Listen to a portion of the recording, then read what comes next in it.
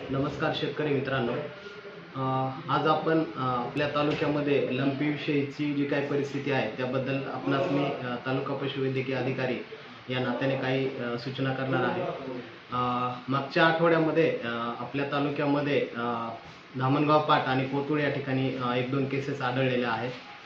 मागच्या वर्षीचा जर विचार केला तर मागच्या वर्षी 9 ऑगस्टला आपल्या तालुक्यामध्ये पहिली केस आढळून आली होती आणि तदनंतर आपण पूर्णपणे आपल्या तालुक्यातील जनावरांचं लसीकरण करून आपला तो मागच्या वर्षीचा लंपी रोग आपण आटोक्यात आणला होता. परंतु मित्रांनो, हा विषाणू आहे, त्यामुळे तो काही लगेच जाणार नाही. तर ह्या वर्षी सुद्धा बाकीच्या तालुक्यांमध्ये त्याचा प्रादुर्भाव अगदी चांगल्या प्रकारे झालेला आहे. परंतु आपल्याकडं या वर्षी त्याचं लसीकरण जे आहे तर जुलै महिन्याच्या एंडलाच बऱ्यापैकी आपल्या तालुक्यामध्ये लसीकरण झालं होतं आणि आता जवळपास आपलं 99% लसीकरण झाले आहे.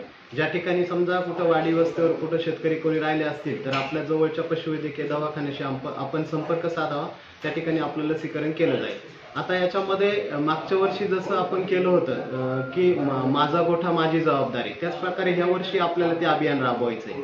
ह्याच्या माध्यमातून मी असं आपल्या सर्व शेतकरी बांधवांना आवाहन करतो की लंपी हा विषाणूजन्य आजार आहे. विषाणू आहे म्हटल्यावर तो लगेच तर काही जाणार नाही. जसं कोविडची परिस्थिती आपण मागच्या 3-4 वर्षामध्ये बघितली. परंतु ह्याच्यामध्ये तर अशा प्रकारे हा विषाणूजन्य आजार असल्याने आपणा सर्वांना काळजी घेणं गरजेचं आहे. मागच्या वर्षीच्या प्रमाणामध्ये ह्या वर्षी आपल्या तालुक्यामध्ये लसीकरण हे पूर्णपणे आता झालेलं आहे. परंतु तदनंतरही काही ठिकाणी असं आढळलं की लसीकरण करूनही केसेस आढळलेले आहेत. आपण याविषयी काय काळजी घ्यायची याचं मी थोडक्यात आपल्याला आज सांगणार आहे. पहिली गोष्ट म्हणजे शक्यतो बाहेरचे जनावरं ने-आण करणं हे आपण थांबवायचं आहे. कारण विषाणू आहे तो कुठल्या जनावराच्या माध्यमातून कुठे येऊ शकतो हे आपण कोणी सांगू शकत नाही. तर सर्वात पहिलं हे की जनावरांची ने-आण थांबवायचं आहे.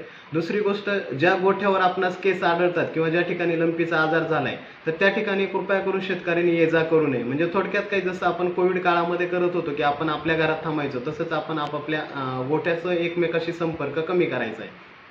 तिसरी गोष्ट, आता याच्यामध्ये आपण मागच्या वर्षी बघितलंय आपल्या तालुक्यामध्ये जवळपास 256 जनावरांचा मृत्यू झाला होता आणि ह्या वर्षी आपण पूर्णपणे लसीकरण केलेलं आहे. परंतु तरी जर समजा आजार भविष्यामध्ये वाढला तर गोष्ट आपल्या हाताबाहेर जाऊ शकते. तर त्यासाठी प्रिव्हेंटिव्ह आपल्याला काय मेजर करता येतील, तर त्याच्यामध्ये सगळ्यात महत्त्वाचा हा जो आजार आहे तो जो पसरतो तो डास, चावणाऱ्या माशा किंवा चिलटं, मच्छर हे जे आहे याच्यापासून पसरतो.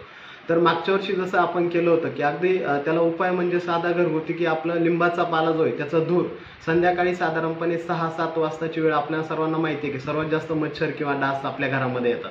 तर तसंच गोठ्यामध्ये साधारणपणे आपण लिंबाच्या पाल्याचा धूर जर व्यवस्थित केला तर हे डास, चिलटं, मच्छर आपल्या गोठ्यामध्ये येणार नाही आणि आजाराचा प्रादुर्भाव थांबेल.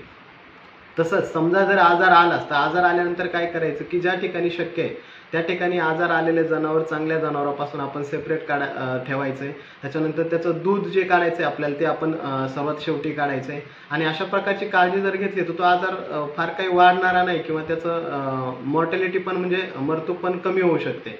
त्याचं लक्षणे जे आहेत की आपण मागच्या वर्षी बघितलं की अंगावर गाठी येतात. त्याची पहिली स्टेज अशी की जनावराला ताप येतो. ताप आल्यानंतर 1-2 दिवसात जर आपण त्याचा उपचार केला नाही तर पुढची स्टेज अशी की त्याच्या डोळ्यातून नाकातून पाणी येतं आणि मग तिसरी स्टेज आहे किंवा शेवटची स्टेज आहे ती अंगावर अशा गाठी येतात, मोठ्या साईजच्या गाठी येतात आणि त्याच्यात जर आपण उपचार केले नाही तर त्या गाठी नंतर पिकतात आणि मग ते जखमा होतात आणि मग पर्यायानं जनावर खायला कमी पडतं, त्याची रोगप्रतिकारक शक्ती कमी होते आणि मग त्याचा मृत्यू होतो.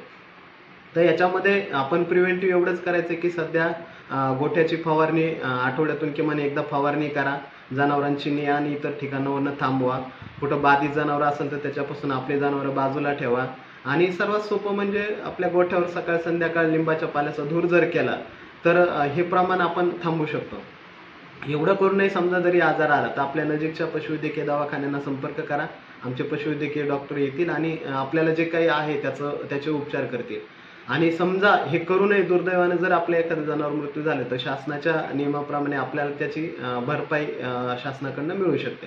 तर सर्वांना माझी पुन्हा एकदा विनंती आहे की आपण सर्वांनी काळजी घ्यावी, आपलं पशुधन सुरक्षित ठेवावं आणि साधे उपाय आहेत घरगुती करण्यासारखे, हे करून आपलं पशुधन वाचवावं अशी मी आपल्या सर्वांना विनंती करतो.